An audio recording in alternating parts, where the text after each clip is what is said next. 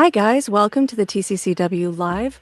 We are here with Miss Alia, Mr. Philip, and Mr. Brian, all excited to see what kind of conversations we have going today. As you all know, there's no expectation. We just kind of wing it and have fun and see what comes up. So, hi, everybody. Hi. Oh, we Happy New lost Year. Alia. How y'all doing? I She'll be don't back. I don't know what happened. It's every time I do a live with you guys, something goes wrong. It happens. Don't worry. Yeah. It's not a big deal. Not a big deal. Just glad you're on. How have you been? I feel like I haven't seen you or talked to you in a million years. I have been so busy. I'm finally just now getting a break, and I feel so awful because I want to do, lives with everyone and all this stuff and watch everything, but I just can't. So, even on top of that, I've been so busy and I've had so much stuff happen lately that I haven't been able to like post any YouTube videos, edit any YouTube videos, and a lot of that is kind of my fault because like when I finally get time to do it, like I don't want to. I'm like, oh, I just want to relax. So yeah, I've just kind of been taking. I don't want to call it a social media strike because I have been on social media still, but I haven't been as active as I normally am. But I am doing really good. I have lost like 10 pounds. Oh So wow. I Great. figured out something that works. Wow. Congratulations, because I know you were having quite a bit of a plateau era for a little while. A while, yeah. Yeah. So what was going on? Like, what did you discover? What did you find is now working for you? So I know a lot of people, especially in our community, are going to hate me for this. Well, But they'll be all right. It's your life. okay, so for a Oh, while, so I'm lower than I am my lowest weight, but not by much, but like a pound or two. But I gained like 10 pounds back. So I've re-lost those 10 pounds that I gained back at some point.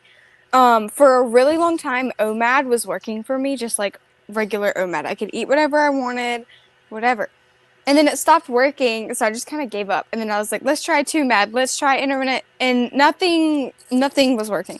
And then I was like, okay, let's focus more of like getting enough sun, like making sure you're sleeping good, let's lower my cortisol. And that worked to make me feel better, but it didn't work for the weight loss. So what I've been doing is, and this is where I'm going to get the hate because I already have been getting hate. I added back in ferments. So like fermented sauerkraut, like kefir, mostly kefir. I don't really like sauerkraut, but I'll have a little bit of it. Not really a lot of plants, just the sauerkraut.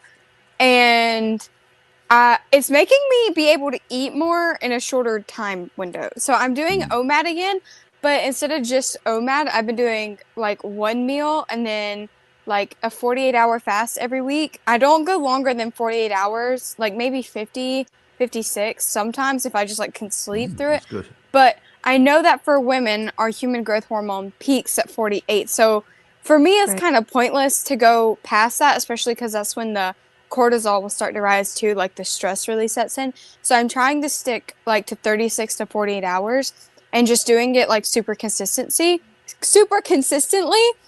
And that has been working great. But then while I'm eating, I'm adding like garnishing my food with sauerkraut. So it's not like it's like the same as using like salt and pepper on something. You're not using enough of it for it to really affect you, but a little bit helps like pre-digest the food so your body can work more on autophagy and all these other things. There's a lot of science to it, and I'm not as knowledgeable in it right now because I really wanted to try it first and see how it's going, and it's going good. I've only been doing this for a couple weeks, and I'm not going to say that contributed to the weight loss at all that I know of because I think it's more been the fasting and eating enough when I'm not fasting. Because I think my problem the first time I was doing OMAD, and I know a lot of you know this, was because I couldn't eat hardly anything. I was just so full, like the second I ate anything, that I couldn't eat enough to keep it up. So now that I went back and just ate whatever, I finally I can eat like 3 ribeyes, and I'm like, yeah, I'm good. So yeah, and that's why I think it's been easier to fast 48 hours too. And then on top of that, um, I had a lot of trouble fasting for just like health reasons because I was always hungry. And then everybody, not everybody, but a lot of people want to say, you're not going to be hungry if you're doing it right, blah, blah, blah, blah, blah. And they're full of crap because you're going to be hungry, but you shouldn't be like, that shouldn't be the only thing you can think about. Like, you're going to feel hunger, but like true, like real, like I'm starving to death hunger, it's going to be like up in your chest. And the hunger that we're feeling while we're fasting is in our stomach. And that's more of like your body's just used to eating. So it's Right. mealtime, right? And you're gonna think about it a little bit, but like if you're constantly like food noise while you're fasting, you probably shouldn't be fasting. But like you're gonna feel hungry. And a lot of it was I was always getting hungry around like the 16-hour mark. So I would just like be like, oh, I should eat. No, no. If you're fasting for health reasons, you can go a little bit longer. But if you're starting to feel bad and getting tired and getting headaches and like electrolytes isn't fixing it, then you can eat. But I think just hunger, it's like, well, isn't that the whole point of fasting? Like to make you feel hunger, know you can do hard things. So yeah, I had to kind of learn that too. Yeah. But yeah, Yeah, that's what. can I just? Oh yeah, Brian, go ahead. Yeah, I can relate, Alia. Recently, I did like I had planned to do like a 72-hour fast. I do them quite regularly, maybe once a month. I go to 72 hours over a weekend normally because it's easier. But I did one a few weeks ago, and I had to break it at about 57 hours or something like that. I got this insatiable hunger, Mhm. and it was late in the evening, and I swear to God, I felt like a wild animal that had to kill a beast and eat it. It was just insatiable. I pulled a cold steak out of the fridge and ate it cold. It just had to go down. Simple as that. So I relate to exactly what you're saying. We in this community, in this carnivore world, we we feel less hunger than we used to do because hunger was associated with getting in more carbohydrates, getting in more sugars, and when you go carnivore, that calms down. But it's not to say that we don't ever feel hunger. I don't think. I don't know what you feel, Philip. Do you ever have that kind of feeling? Yeah, I definitely do. I definitely get hungry. So I've been doing OMAD, so my 16-hour fast, intermittent fasting, and then 8 hours of eating. And usually after 16 hours, I start to feel fatigued and tired and head hurts, so I start eating.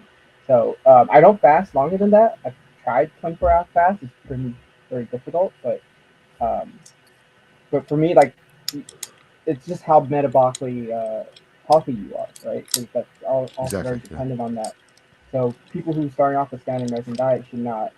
Like with my autoimmune, I have to eat. I have to keep eating until my body's fully healed before I can fully fast.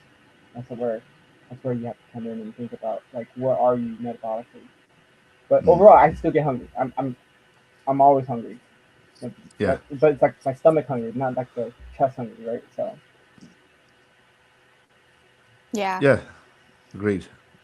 Yeah, and I think everybody will have like when you're first starting out or when you're really sick, like sometimes it is better for your body to just have all the nutrients it needs Mm. most of the time.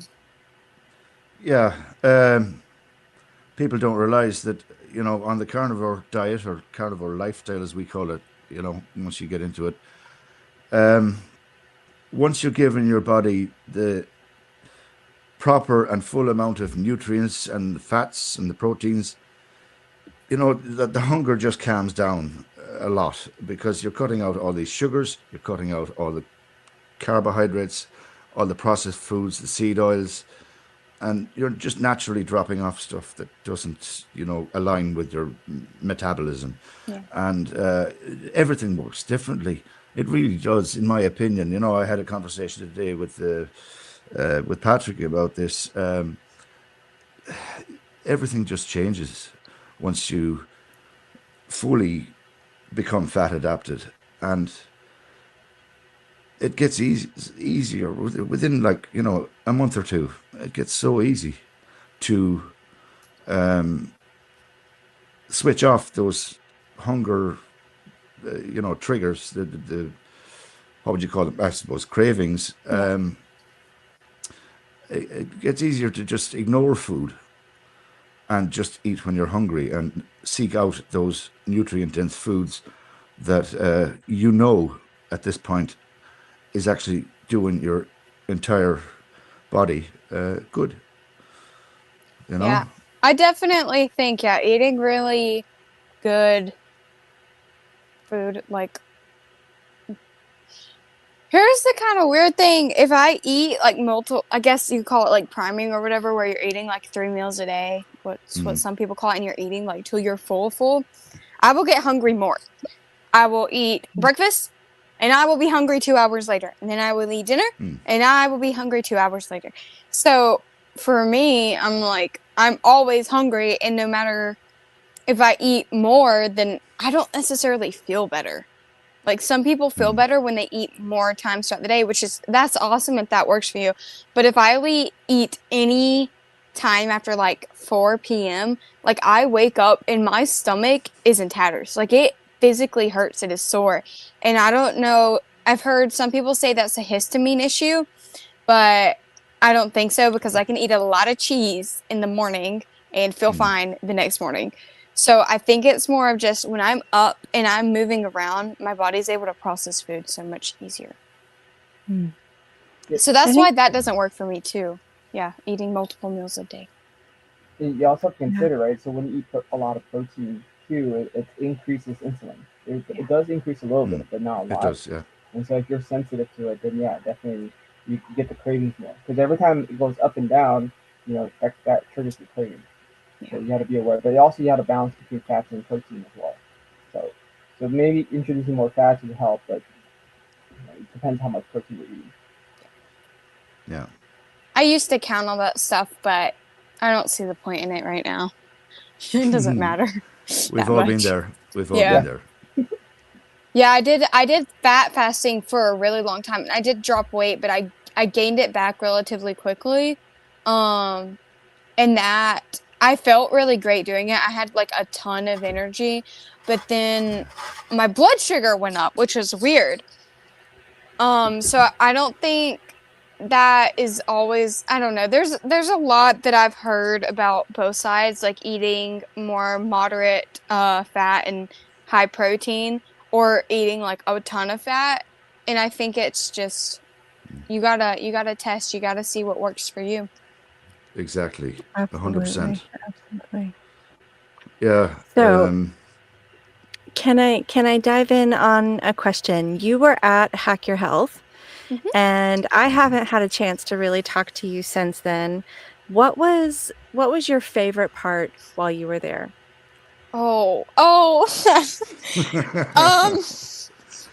So the first thing that comes to mind, and this is more of like a joke, was Jonathan getting hit by a car. Because I was going to say that. It was so funny how he was just so nonchalant about, I got hit by a car. We're like, oh, we thought he just like maybe bumped into a car, but no, he got drugged by a car. And it was, oh my God, it was so funny. Did you guys see the AI I did after that?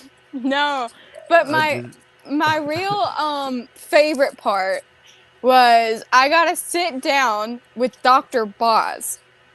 So, nice. Cool. And I don't know if any of you know who she is, because she's not super big in like the carnivore space, but she's really big in like the ketogenic space.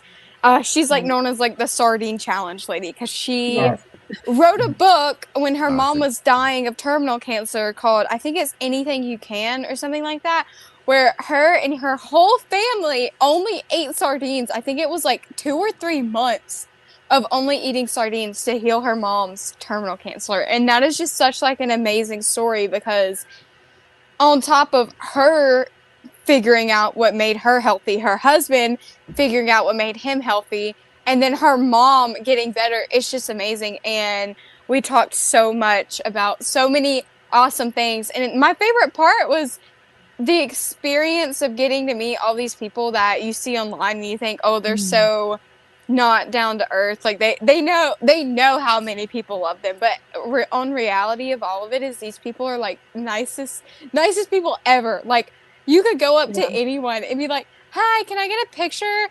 I mean, I had maybe like one or two people that were kind of rude to me. And it was funny because I'll put those people in the comments. oh yeah, no, I'm not Editing. doing that. So Editing.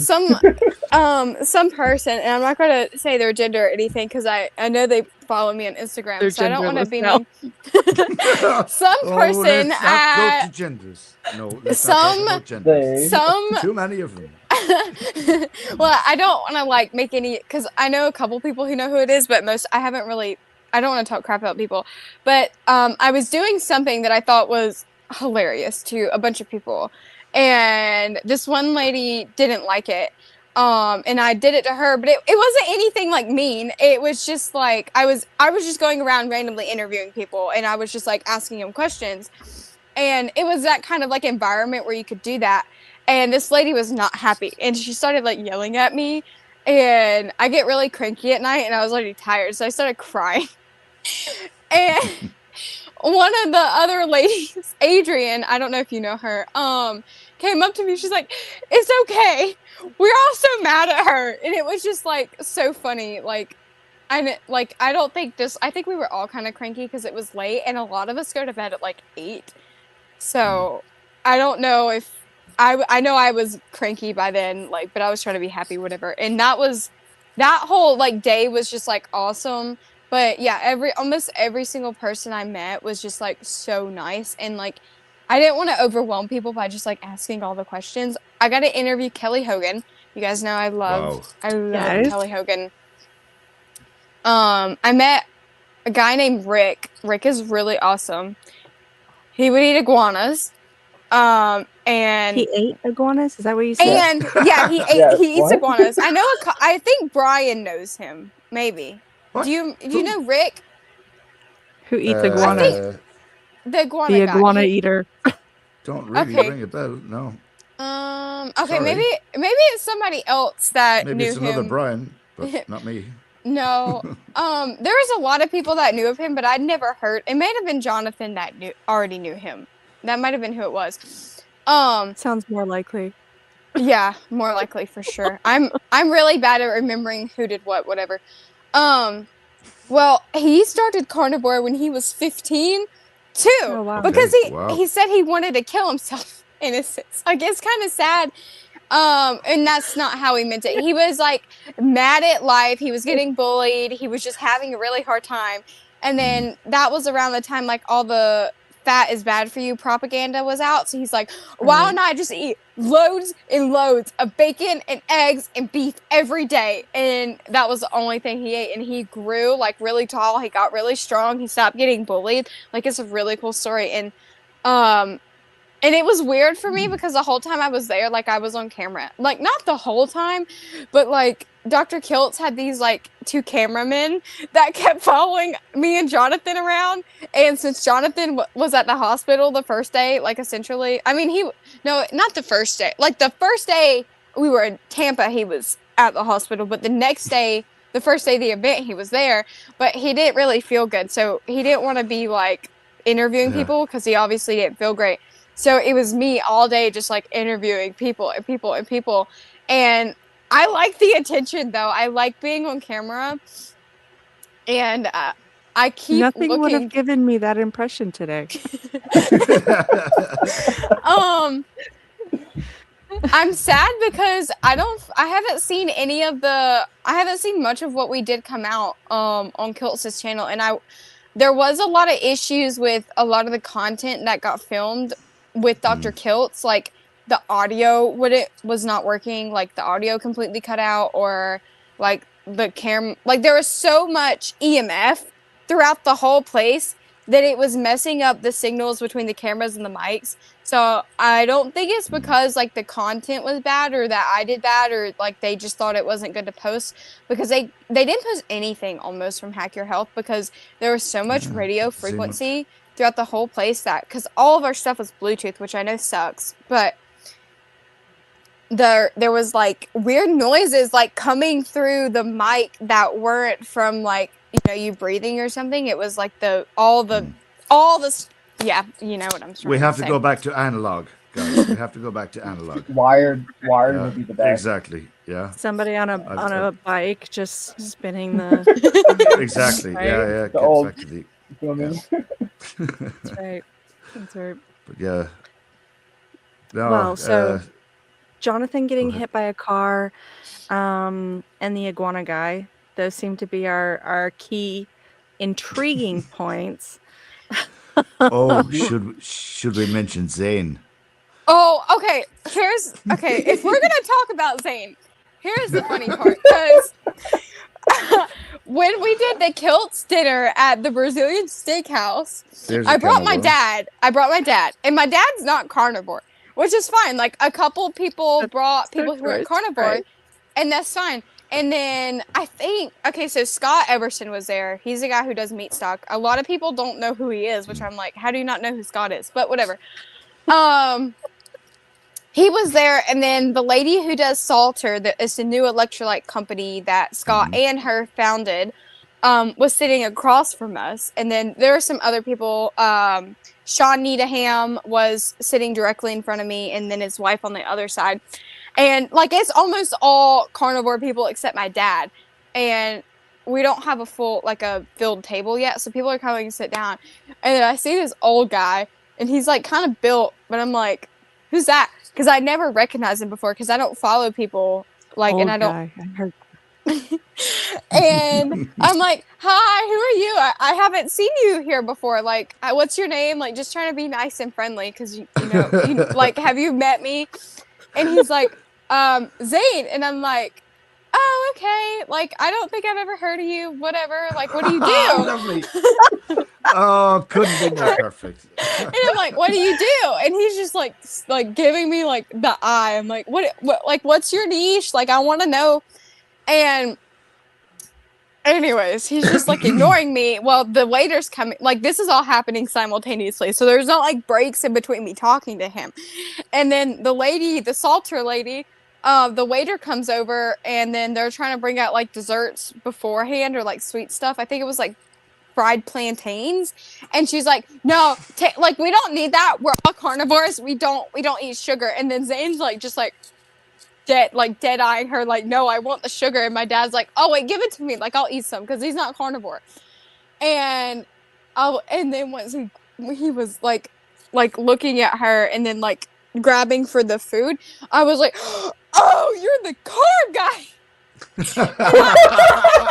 I actually said that out loud to his face. And he didn't talk to me for the rest of the event, but it was so funny, priceless. because I said it like exactly like that, like not in a negative way at all, but I mean, I don't understand why, because if he wants to come to the event and be like, carbs are good, like, whatever, I don't care. Like, if he wants that attention, but he can't be salty about it when he's getting the attention that he wants. So did he eat the plantain? I would love to be a fly on the wall at that. Right. Did he touch the plantains? Yeah, he ate rice, sweet potato, and like fried plantains, I think. And he really didn't eat that much meat either. I'm like, okay. Like, Right. if I'm paying $80 to come here, because I actually paid $160. It was me and my dad, and like my dad ate like a ton of seafood. I don't like seafood that much, and I was like, bring me more blue rare picanha, please. And they never brought me any blue rare picanha, and by the time they brought it out, I was already full. I was so sad. But yeah, like, the whole trip. You brought a doggy bag though, right? A doggy? No, I didn't. Oh no. I didn't really eat anything other than, because we went out to dinner almost every night of the trip, because the first night was a Brazilian steakhouse with Dr. Kiltz. Or no, the first night of the event was a steakhouse. The first night we were there, because we got there Thursday, I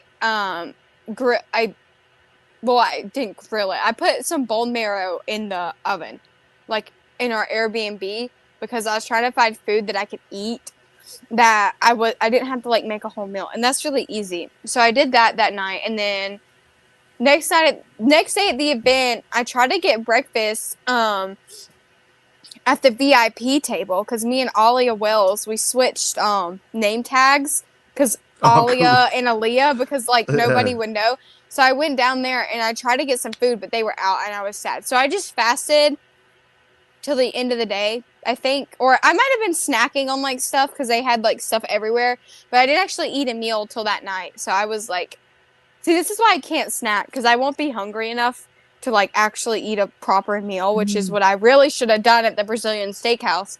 And then the night after that, we had the doctor dinner at or no, this was a Healing Humanity dinner, and this one was really, really good. The people there was a ton of people there. This one was great. This was the one I had bought a ticket to. And it was awesome. But the food, oh my gosh. Okay, I don't want to complain about this on air, but I know a ton of people already Here we have, are. so it's Here not we going to are. make a difference. This is the place to Like, do it. the brisket wasn't, it was dry and it just wasn't like great. Like I guess like somebody wasn't paying attention. Like there was way more people than expected. Like I don't think it's anybody's fault. It just there was a lot of people there and I think they didn't expect that, so they got really busy and like the food didn't turn up. But it was still meat. Like it wasn't gross. And I didn't really care because I was hungry. So I was just like, this is good.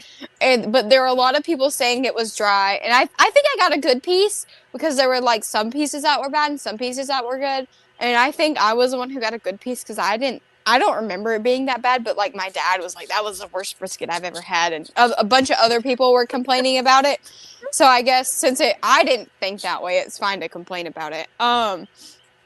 But I tried the Miller's Biofarm raw cottage cheese there. That stuff is addictive. Don't ever buy any unless you're going to eat the whole jar because it tastes like cheesecake. Like it's not, it tastes sweet because it's like milk and like milk has like a little bit of sugar in it, like naturally. Right. But it's really, really, really, really good.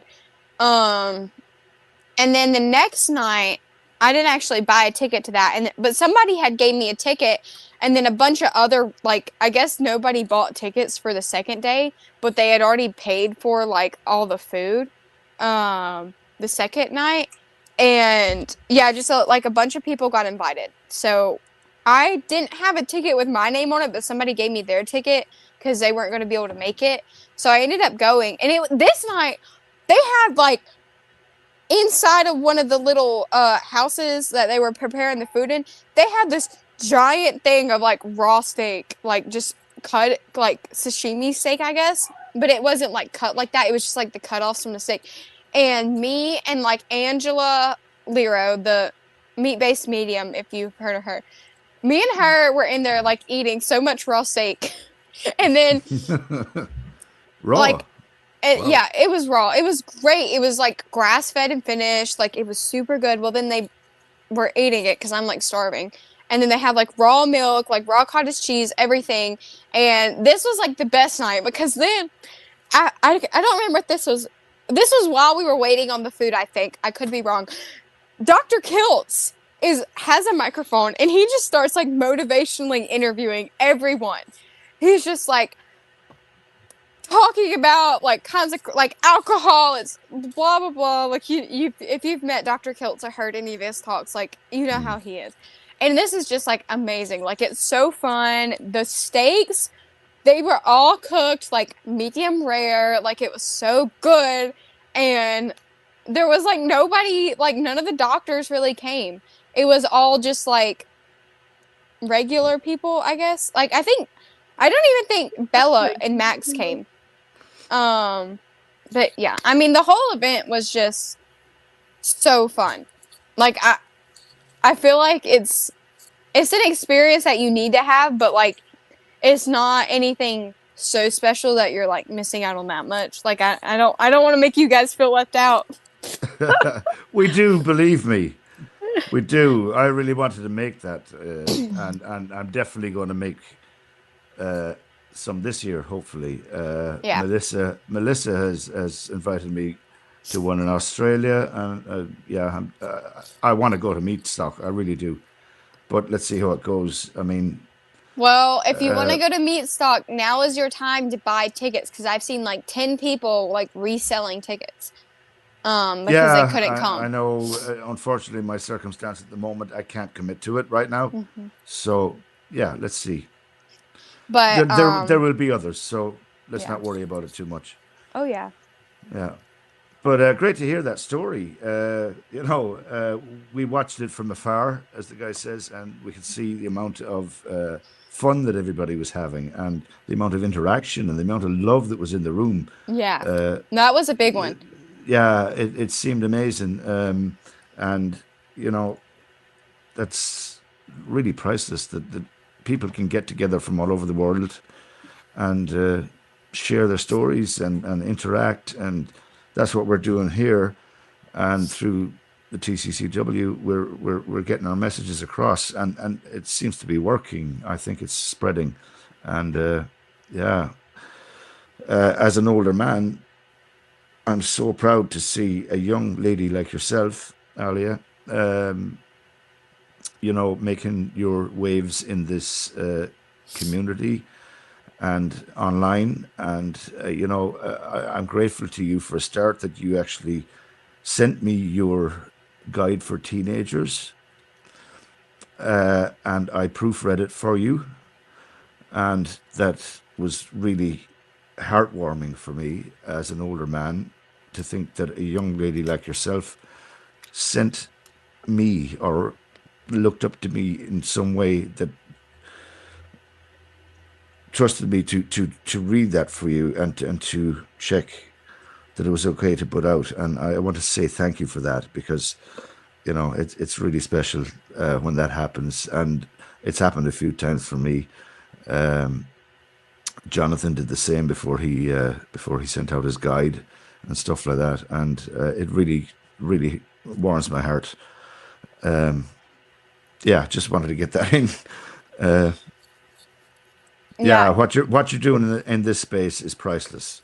It really Well, is. actually, so I'm not gonna say definitively that this is gonna happen, because there hasn't been a lot of actions made through the other party yet, to really put this into motion. But me and Dr. Kiltz are supposed to write a book together. And Oh. from what we have talked about a little bit, I think I'm supposed to write all of what I want to be in this book because it's going to be from a teen's perspective.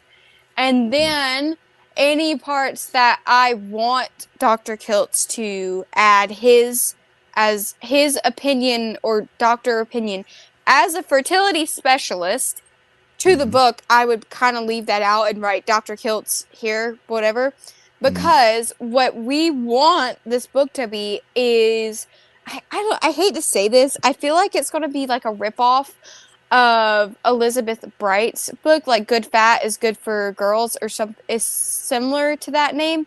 I've never read it, and I probably should read it, but I want it to be like, why is women in their like being 21, 22, like 19 struggling with fertility? They can't get pregnant, they don't have regular periods, they're having to get hysterectomies. I knew a friend, a mutual friend. I didn't know her personally. She had endometriosis and she was younger than me. So this happened recently, but she was younger than me. Had endometriosis. First doctor she went to didn't want to do anything about it, which is, like that's pretty common. Second doctor said that, the only thing we can do is a hysterectomy. So this poor girl is 15, 16 and she's getting a hysterectomy. And that's just like insane. Like that's so What? unnecessary. Yes. That's bad. Like, And it's just like, why is this so normalized in society? Why are we pushing birth control? I mean, to people who don't need it. Why are 19-year-olds having to get pregnant now because their doctors are telling them by the time they're 25, 30, they won't be able to have kids. And I'm not saying that getting pregnant young is bad, but our society wants you to wait until you're 30, and then by the time you're 30, 35, the way we eat, the way our lifestyle is, you can't get Exactly. pregnant.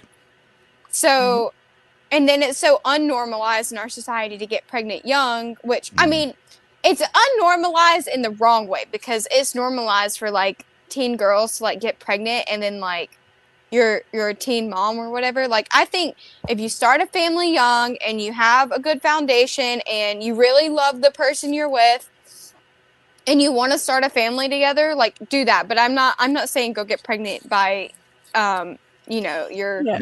whatever. Right. We Like, understand don't you, yeah. do that. But like, Yeah. having kids is great. I mean, it's like, if we don't have kids, like, our society's not gonna like go any further. And then we Exactly. need people like me, like you, Selena, like you, Philip, to have kids and indoctrinate the right knowledge into them, because I'm gonna use the word indoctrinate because that's what everybody wants to call it, so we'll call it that. Yeah. Yeah, I've had Um, Well, three. I've had three, by the way. yes, and all of your kids are like carnivore basically, aren't they? The older two are Oh. 90%. My younger one isn't quite, but I'll win her over when she's a little bit older. Yeah. But like I said, it's great to see and to get involved with younger people like yourself and try and help spread your message to younger people, because they are disillusioned completely. Yeah, it's Most insane. of them are. They are just disillusioned. They're blinded by advertising, and they're looking at all these protein bars and these monster drinks and all this rubbish that's being pushed everywhere we look. Every gas station, every supermarket, every fucking drugstore. You walk into a drugstore, or chemist as we call it here, it's got a monster fridge right in front of it. It's just, same here. sorry, I use bad language when I feel, yeah, I shouldn't, sorry. But it's just feckin' horrible. Oh, I should use the Irish version of it, right? Yeah, feckin' horrible. Yeah, that's right. That's right. Yeah, Um, we actually we invented that word in Ireland. It's to use the F word, but mildly. a softer version. A softer Um, version, So, exactly. Aaliyah, I actually have a question. So, like, talking about the societal side of things, right? Like, do you have a supportive father that actually helped you with, like, staying on track with carnivore and everything? Um, you're asking about like my family, right? Yeah, about your family. Okay, And yeah. how supportive are they? So it's kind of odd. My family doesn't seem to mind at all. And I say that very strongly, as in they do not care one bit. At first, they were like, you probably should eat a vegetable here and there. But it wasn't ever like dogmatic, I guess, about like pushing vegetables on me. And they saw how much better I got. Like, they've seen it with their own eyes. They know how I changed. They've seen it all. So in a sense, maybe they don't want to do it themselves, but they have a respect for it, and they're very proud of me for everything that I've done. And my dad, when he was probably like 19 or 20, so he wasn't much older than I am now. He used to do like a raw, like, animal based diet, I think, because he was like really into like bodybuilding and all that kind of stuff. And back then, I guess in the 90s, I think, I don't know. Way back then. Yeah, a while ago. Well, he's 40 now, so like, Oh, that's old. late 90s, Shut up. late 90s, like early 53, come 2000s. on. There was not really like a big, I guess, I don't know because I wasn't there, but from what I've done, there wasn't like a big like push for like a ton of like all this protein like junk that we have. So when you were in that space, like, you ate clean. That's what everybody did. So my dad ate, like, I think he had like raw liver, like sashimi, like he ate really clean. I'm not saying that he never had junk food, because I'm sure like he dabbled, like he ate everything, but for the most part, from what he's told me, he ate fairly clean, and he wasn't actually a bodybuilder like or anything, but he just liked going to the gym, and he did what gym bros do. And he's like, "Oh yeah, this is fine." Now my mom is so grossed out by me eating raw meat of any kind. She thinks it is like the wrongest thing on the planet of this earth, I and know. I'm like, what? Like, we have a couple, like a nice, like a couple, maybe like one or two nice restaurants, like within like a 30-mile radius that serve like tartar. So like, if we were in Miami, like or something, we live there, like I'm sure it'd be like whatever, because like there's places everywhere that serve like raw fish, raw beef, because that's just like the scene, like fancy restaurants, whatever. Not where we live. And I my don't mom live won't. that far away from you, so yeah. Yeah. Yeah, no, there's not much going on here for any kind of fancy restaurant. Now I do live really close to Charlotte. So like once if you get up into Charlotte, yeah, but like it's a pain to go over there. So like we don't talk about Charlotte. But you know, We don't Charlotte, either. yeah, Charlotte being spoken about on January 17th, which I know is kind of short notice, but I've been talking about this for months and nobody wants to listen. January 17th, me and Chris Brandlin are doing our Charlotte meetup. So it's at Estampa Guaucha Brazilian Steakhouse. Because a lot of people seem to think it's a different Brazilian steakhouse, even though it is not. It says it on the advertisement, the flyer, what Brazilian steakhouse it is on January 17th. The tickets are $80. I think I have on my Facebook and on Chris's Facebook like links to go buy tickets, or you could DM either one of us and we'll send it to you. And then it's 4 to 7 p.m. Eastern time, and the tickets are $80 a person, and it includes tip, gratuity, like all that stuff, and I think it includes like water, but I don't think you can get like any fancy drinks or anything. So, and it's all you can eat Brazilian steakhouse. So, it's going to be really fun. We have a couple of pretty cool people that are coming, and if you come, you may just get to meet them, but I'm not going to tell y'all who. I'd love to be there, but it's a long way for me. Yes, thousands of miles. However, I would love to say this, and Chris, I hope you're going to hear this. It's lovely to think that the carnivore movement can join a young teenager and a person running for Congress, or actually, he's just announced that he's doing something different now in Nevada, Little is bit. it? Yeah, it's a Yeah. little bit different. Yeah, but even so, a politician and a young teenager organizing an event together, that's just amazing. And we see this kind of stuff happening worldwide, in the carnival space, let's say, outside of our own group. That it connects people of all kinds, of all ages, of all races, of all religions. It doesn't matter. This way of life is connecting people, and that's what we've built this carnivore community group on. And yeah, it's just heartwarming. That's all I'm saying. It's really cool to see this, and all of that. And yeah, I'm kind of regarding myself as a good mate of Chris's as well. We talk a lot, and yeah, I just want to say that it's cool. Yes. And Elliot, what you're doing, it's amazing. I have a video with Chris that I filmed, and I have just totally put off even like editing it, because I love Chris, but some of the stuff he said, I'm like, I don't know if I want to like put this, like obviously he believes in it and he can like tell people whatever they want, but I guess it's not that I don't believe in what he believes in, because I do, but some of the stuff he says, I'm like scared it's gonna like make people mad. I'd let it go. Let them be mad. Who Yeah, let cares? them be mad, but then I need clients, y'all. Okay. That's a different thing. I can't have all But of like social media hating me. we're all in this space now, and I don't know about you guys, but I'm not going to be leaving it soon. No. And we've committed to what we're doing and committed to spreading the word about how we feel on our journeys and what we've healed. And some of those stories are absolutely mind-boggling. I know Selena's is, I know Philip's is, and I know Elia, yours is also, and I know my story. So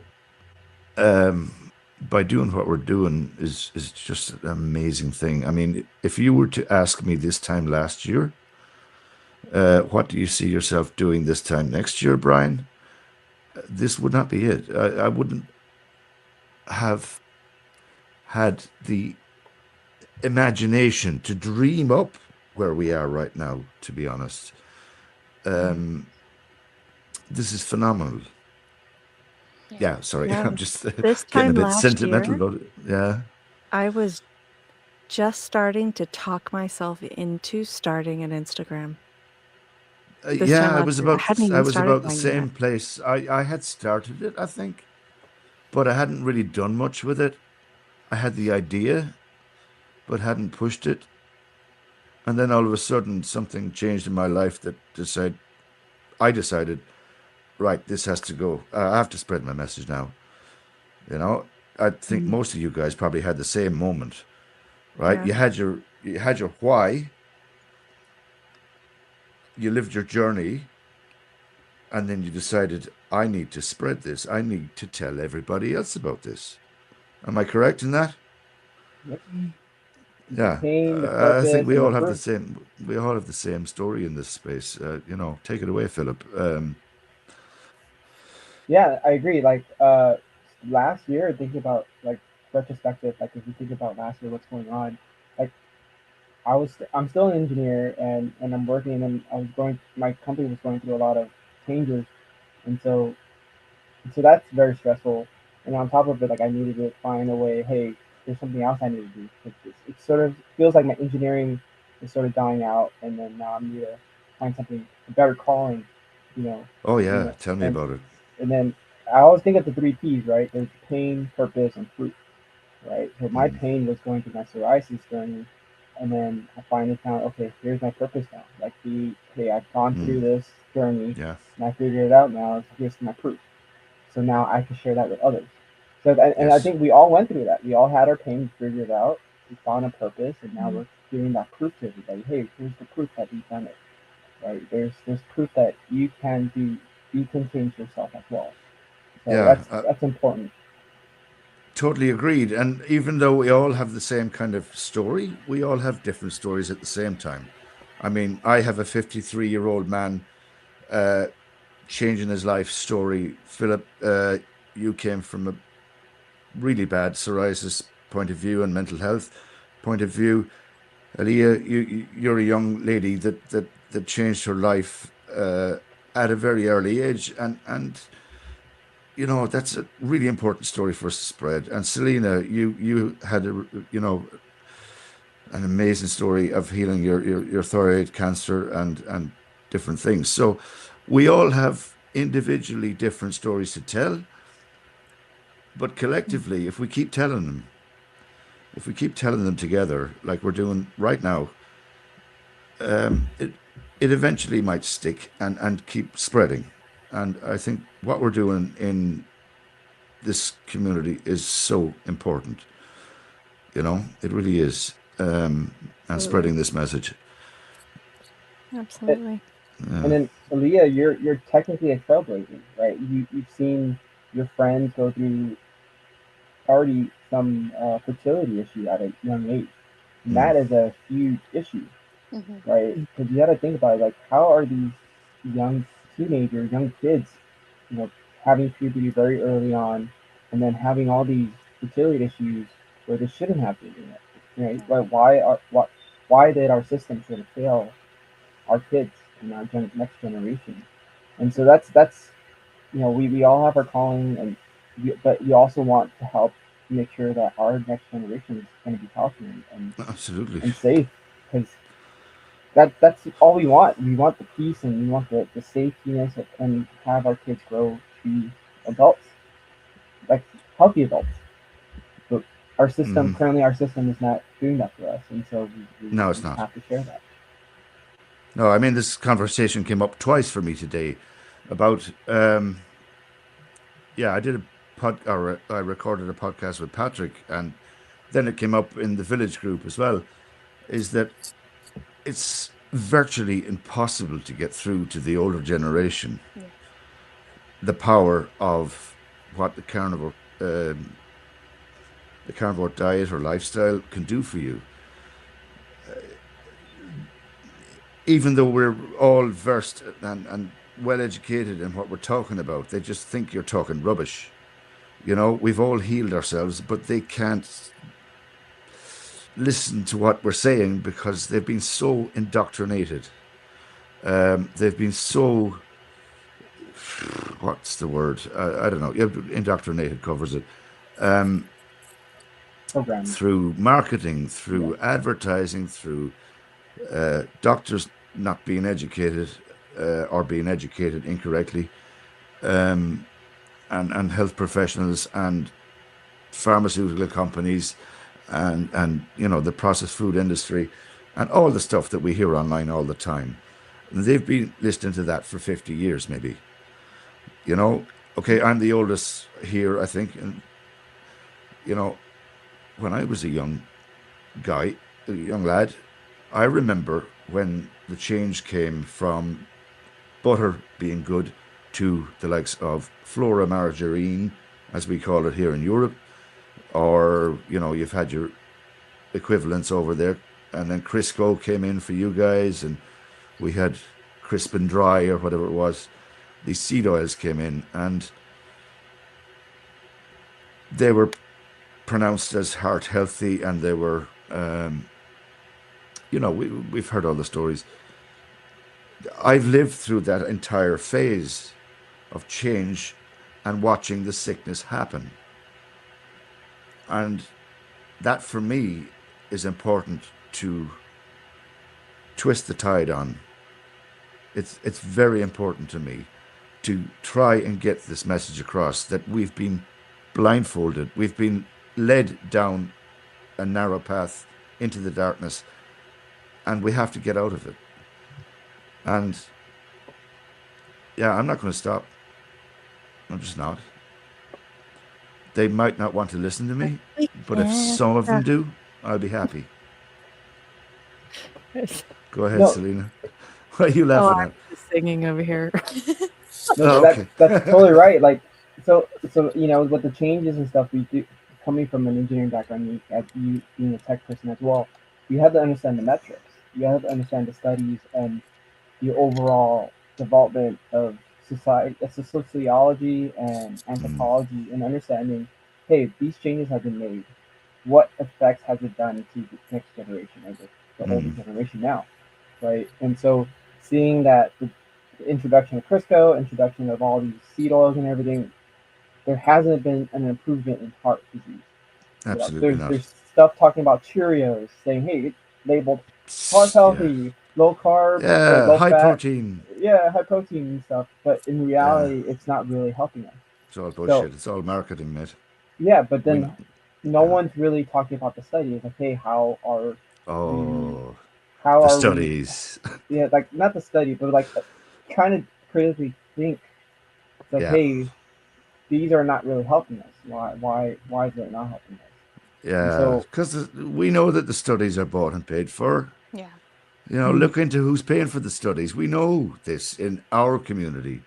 It's getting that message across is the problem. It's very, very difficult. I mean, we have countless arguments online. We know that. All of you guys get horrible flipping comments on your posts and whatnot. And oh, show me the science behind what you're saying, and show me this, show me that. No, go away. The science that exists at the moment, that we've been listening to for 50 flipping years, is all bullshit. It's not science. It's it's just not. Yeah.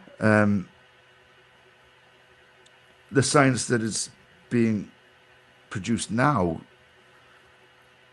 is starting to show the reality of what we've been living with, in my perspective.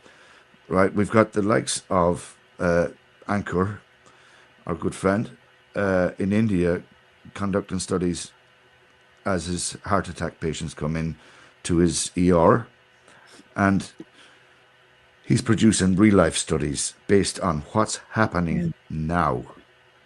Based on the diet in India, he can tell that most of his heart attack patients or his, you know, coronary artery disease patients that come into his ER are mostly vegan or vegetarian or very close to vegetarian. They eat a little bit of meat maybe once a week, and it's probably chicken.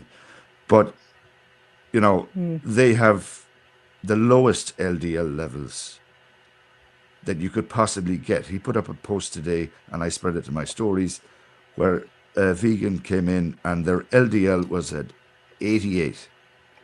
I mean, that's horrifically low. That's very low. Yeah. It's horrifically low. And he sees it in his studies all the time that the more heart attack patients he's studying have low LDL levels. And there's the other end of the spectrum as well that shows that longevity is based on higher LDL levels. So, I mean, who are we believing? We have to, make our own minds up on this shit. Sorry. But we have to kind of She's look outside young, the but narrative. she's not like toddler. I'm sure she's heard these words before. Yeah, but I mean, we have to start looking outside the box, guys. That's my opinion on it, and stop looking at old studies that were paid for by pharmaceutical companies. Absolutely. And listening to bullshit and taking medicines that we don't need. Yeah. So I think one of the things that are like, if Chris, if you hear this, if you watch it, and Olivia, one of the biggest things is teaching nutrition at high school. There is a nutrition class you have to take in high school, right? No, I took a nutrition class or a health science class. To talk about the whole. We have health Again. in PE, Um, which also somehow randomly includes sex education as well. Yeah. All yeah. Yeah. one little thing. Uh-huh. So I have maybe a different take on this because I went to a private Christian school. So this school was a scam satanic cult school. Like I say Okay. that for sure. Like I am totally sure of it because this school was like, I think it was like $5,000 a year, and I was one out of 3 students in the whole school paying for it because there's like a law in not a law, it's like I don't know what it is, a grant in North or South Carolina where in your like a low income area, you're in foster care, you get like a grant for private schools. Right. So all the kids that were in this school came from a low income, were foster care, were kids that got kicked out of public schools, all the public schools in their district. So they had no school that they could go to that was not private. So first of all, these kids are just like, not to say that people in low income environments are not good people, but for the majority of these kids, it was just, it was awful. Like, there was bad, it was like worse than public school. Like, it was awful. Like, there were drug deals going on in the middle of class, and teachers were so like uppity, like Christian people, like not the good kind, that they were just like oblivious. They were like, no, kids don't do that. Like, it was like, what? But no, we had, so I was in freshman and I was substituting 6th graders because the teachers would just like decide they didn't want to be a teacher in the middle of the school day. And our principal was our math teacher. And one time her boyfriend showed up and she had just gotten divorced with her husband. It was like a whole thing, a whole scandal. Sounds complicated. And her boyfriend showed up, and she just like left in the middle of math class and is like, "Okay, you guys will be fine for the rest of the day, will you?" Um, I'm what? So, if you want to imagine my education for the couple, like I went to that school, middle school through my freshman year. Wow. Education was fairly non-existent. So I don't know for public school personally, but from what I've heard, I think health, like science, nutrition, education, whatever you want to call that, is now an elective. So you don't even have to take it if you don't want to. Yeah, it But yeah, was required. I didn't Sorry, get it any was kind of training. Yeah. required Mm. ninth grade year in high school. And then by the time my son, who's 18, by the time he was going into high school, it was no longer required. It was exactly like what she said, where it's an elective. hmm And you could choose not to participate. But the really crappy part about it is like what I said before, where it's like it's PE, physical education. So like the actual, you do the running and you do the jumping jacks and the push-ups and all of that stuff. In addition to the nutritional, they don't really talk about anything other than you should eat 5 fruits and vegetables a day. Mm.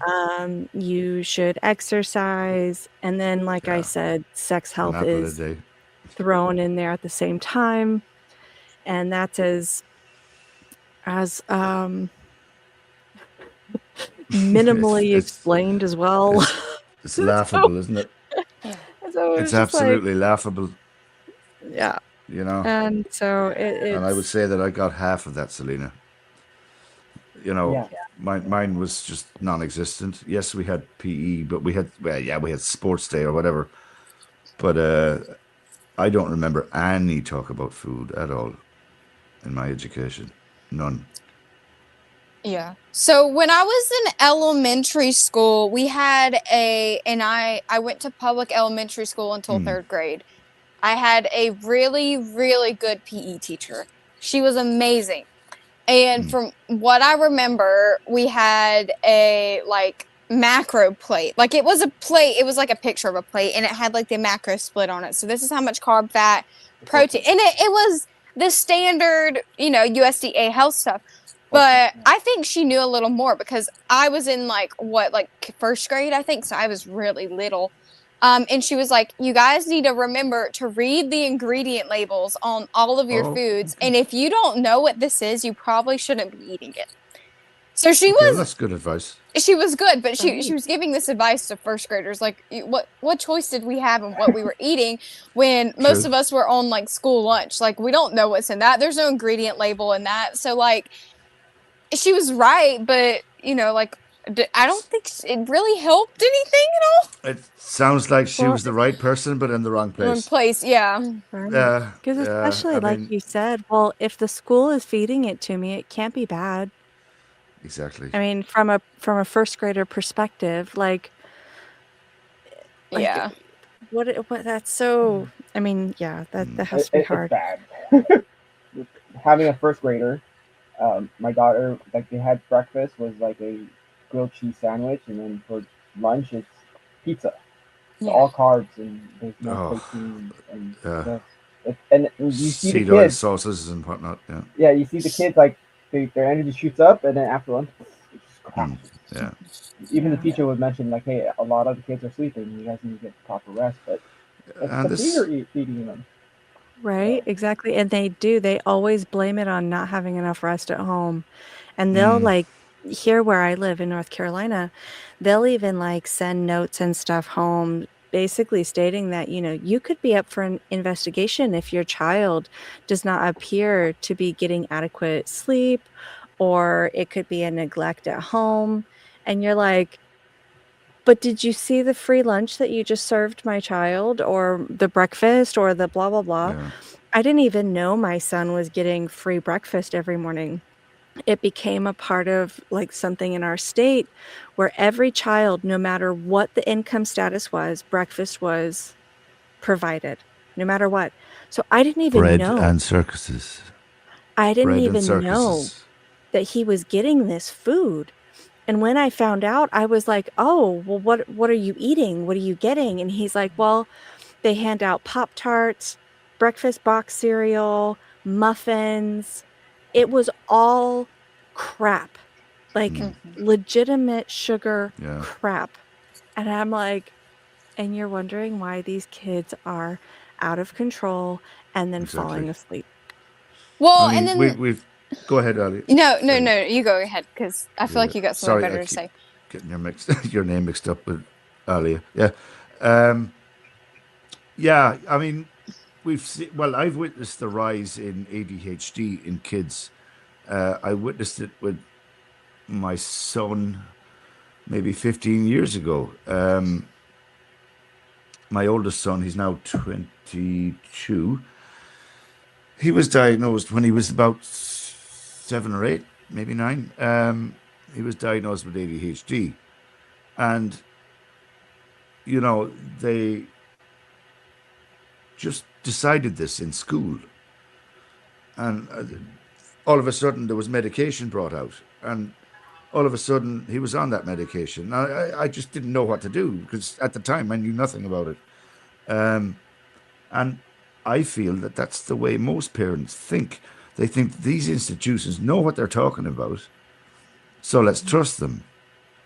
Right. So I know how that felt flipping years ago. And so you can imagine with the indoctrination that has happened since then, that parents know even less now. They're just willy nilly just trusting these institutions, the schools, the colleges, the doctors, the medical centers, whatever it may be. We just blindly trust what they do. And we're not thinking for ourselves. We're not they don't question your diet at all. Nobody asked me what does your son eat, even back then. And it's horrible what's going on. We guys are witness to all of that. And something has to change, and that's why I'm so behind Chris Brandon, and the whole Maha movement and Secretary Kennedy. They're starting to make changes, and that's why I'll get behind every one of them. We have to wake the fuck up, people. I I, Sorry I, again. I think if we could take Japan's method of education and hiring a No, nutritionist per I think, but then the certification for nutrition is it has to be very particular because Japan is very strict on their certification. So that's probably the next best thing, just to restart the generation because that's how we get healthier people is starting at a young age, developing that habit, and then program them early. But yeah, Yeah. we all have No. yeah, a because when you look at humanity as a whole, and you look at, okay, my handle says a little bit about it. You know, there's a lot of problems with infertility at the moment. Uh, you know, 1,000 years ago, there was never a problem, Yeah. or there may have been an odd problem, but nothing like what we're seeing right now. And that is the human body speaking to us, in my opinion, and human, evolution. So basically, if you're not eating enough red meat, your body basically tells you you're not a good hunter. We don't need to reproduce this, so we'll shut it down, whether you're male or female. Yeah. That is my opinion on this. Yeah, it's a case of, right, we can't continue this strain or this branch because you're not a good hunter. You cannot provide. So that's it. Yeah. So that's my little 2 cents on it, guys. I don't know what you think about it. You might think it's nuts, but I think it's our bodies speaking to us, and I think it's worth Yeah. listening to. I totally agree. And with that same like what do you call it, like opinion on that, like theology, whatever you want to call it. Like back to this, the way that schools work, we're taking our precious children, and the way the school system is set up is just awful because, you know, like now in America, it's almost impossible to live in a house without two incomes. Like it's like you can be making together almost $200,000 a year, and you're not able to afford life. Like it's so bad. So you know, moms are forced to work, so they can't stay home with their kids. So then they have to send them to school. Like what else are they going to do? And I wish my geese would shut up because I'm sure you can hear them. And It's a lovely sound. It's a lovely sound. and you're I so wish I had now geese in my backyard. so now parents are forced to stick their precious children, you know, the people who are going to succeed them, you know, for the rest of their life, you know, a legacy, live it on, in a school where their kids who should be outside exploring the wilderness, like making their own toys, sit Barefoot. down 8 hours a day, and then on top of that, they're educating them on nonsense, nothing that is going to help them in real life. They're basically like training them to have an office job that's going to just make them depressed and miserable for the rest of their lives. And then they're sitting down all day. Most schools don't even have recesses that do anything anymore. They're inside. They're sitting under blue light like 7 hours a day, fluorescent bulbs, and then they're wondering why half the kids have ADHD, are getting migraines every day, want to go to the nurse every 5 minutes, and then they try and blame it back on the parents when it's the system itself is what's screwed, not the parents, not the teachers, not the yeah, the food definitely doesn't help, but it's the whole system because, like, if you're gonna send your kid to school, well, then you have no control over what they're eating. That's my problem. Is that the food is the part of is a part of It the is, system. it It's is, all one but flipping it's show, yeah, it's a in my crap opinion. show. It's all one show. I mean, they try to educate us to eat crap. There's a company that produces the crap. We get sick, and then there's a company that'll put a band-aid on it by giving us pharmaceuticals, and they're all tied in together. Exactly. Cisco. They're all tied in together. Yeah, it's the whole Rockefeller syndrome. Yep. Cisco It's and just Malta. like, you know, we all know this in the space, and it's tough to get this message out. It really is. People just have to wake up, and it's not until you get the clarity that we in this kind of community actually get through nourishing our brains properly. It's only through that you actually start to wake up and realize what the F is going on here. You know, it really is amazing when you link everything together, how dumbed down humanity has become. That's my opinion, but I see a lot of nodding heads, so I think I'm pretty on point. Yeah, take it away. You're muted. Selena, you're muted. Yeah. Love the side language there. Thank you. I am going to have to close us down for now, and I think that's a pretty strong subject to end on for today. I am so grateful to have all of you here, and so grateful that you showed up and gave your amazing perspective and opinion. And I love your enthusiasm for sure about life and your experience and your beliefs. So it is awesome to see, and it's nice to have up here for sure. So until next time, guys, we will see you again. Bye. It's been a pleasure, guys. Take care. Love you all.